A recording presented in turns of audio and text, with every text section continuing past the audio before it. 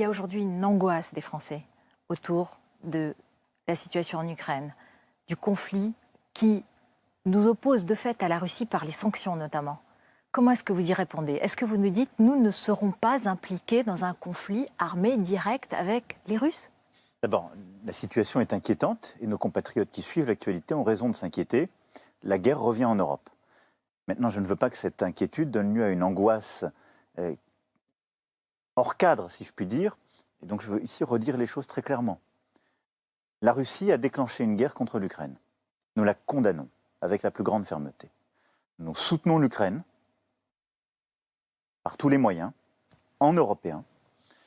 Nous condamnons la Russie par les sanctions économiques que nous avons prises, nous Européens, mais avec l'ensemble des alliés, et donc aussi les Britanniques, les Canadiens, les Américains, les Japonais et plusieurs autres pays du monde. Et nous allons continuer de mener la pression diplomatique pour que cette guerre s'arrête au plus vite. Mais aujourd'hui, la France n'est pas en guerre contre la Russie. Je pense que c'est très important de le retenir. Maintenant, je veux que cette inquiétude, elle se traduise plutôt en action positive, que nous nous mobilisions, mais pas en affliction. Premièrement, nous allons nous mobiliser pour accueillir les Ukrainiennes et les Ukrainiens qui fuient la guerre et qui sont des combattantes et combattants de la liberté ou qui sont des femmes et des hommes dont le pays est en guerre. C'est notre devoir.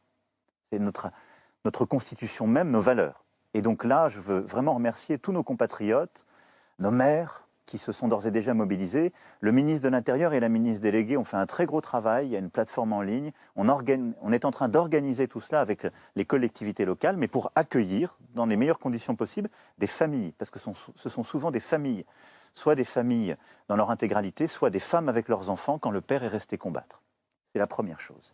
La deuxième, c'est de continuer par les dons aux associations pour aider aussi à l'aide alimentaire et à l'aide humanitaire qu'on fait vers l'Ukraine. Les gouvernements le font, mais la Croix-Rouge internationale fait un formidable travail, beaucoup d'ONG, les aider, les accompagner.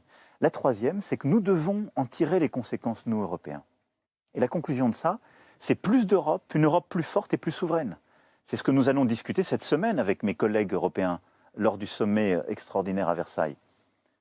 Une Europe de la défense plus forte. On a besoin de réinvestir dans notre défense, de moins dépendre des non-européens, d'y mettre plus d'argent, mais aussi de renforcer le lien entre notre armée et la nation.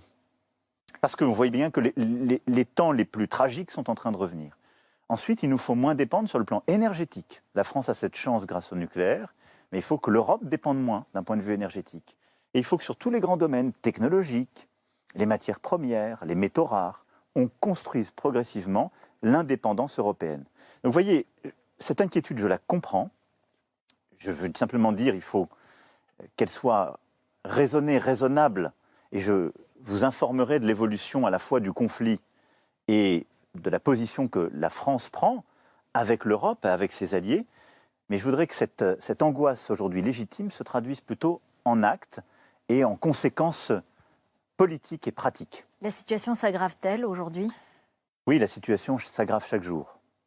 Parce que quand un pays est en guerre comme cela, qu'il subit chaque jour des bombardements et des attaques, d'abord il y a des morts, et donc des femmes, des hommes, des enfants périssent. Ensuite, il y a une fatigue qui s'installe, il y a des conditions humanitaires qui se dégradent. Donc oui, la situation aujourd'hui est encore plus inquiétante que celle d'hier. Nous n'avons pas réussi à obtenir un cessez-le-feu de la Russie. Et donc aujourd'hui, sur quoi se concentre notre action? Premièrement, d'essayer d'éviter des catastrophes avec le nucléaire civil. L'Ukraine est un grand pays de nucléaire civil, avec 4 centrales actives et une centrale, Tchernobyl, que nous connaissons bien, mais qui est encore très sensible. C'est pourquoi j'ai pris l'initiative la semaine dernière, après l'attaque qui s'est tenue dans la nuit de jeudi à vendredi, d'appeler le directeur général de l'Agence internationale de l'énergie atomique, qui a fait un travail formidable, et de parler à la fois au président Poutine et au président Zelensky pour qu'aujourd'hui même, un accord technique soit obtenu pour qu'on protège ces centrales et qu'on permette dans des bonnes conditions l'entretien nécessaire.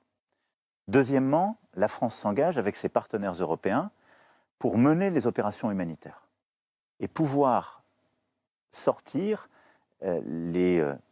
évidemment nos compatriotes, mais toutes les femmes et les hommes, ukrainiennes, ukrainiens ou étrangers, des zones de conflit pour les mettre en protection, dans des pays frontaliers ou ailleurs. Et puis troisième point, nous faisons tout ce que nous pouvons pour faciliter la discussion qui a lieu en ce moment entre la Russie et l'Ukraine. Sur les couloirs humanitaires, pour conclure? Les couloirs humanitaires, soyons clairs, la possibilité de faire sortir ces femmes et ces hommes. La Russie plaide pour faire des couloirs humanitaires vers la Russie. Je ne connais pas beaucoup d'Ukrainiens qui ont envie d'aller se réfugier en Russie. C'est une hypocrisie. Et donc, c'est un artefact de communication que je réprouve. Et les associations qui font un travail formidable, Acted, pour en citer une, mais la Croix-Rouge internationale et tant d'autres, vous diront que les couloirs humanitaires ne sont pas forcément les solutions qu'elles préfèrent.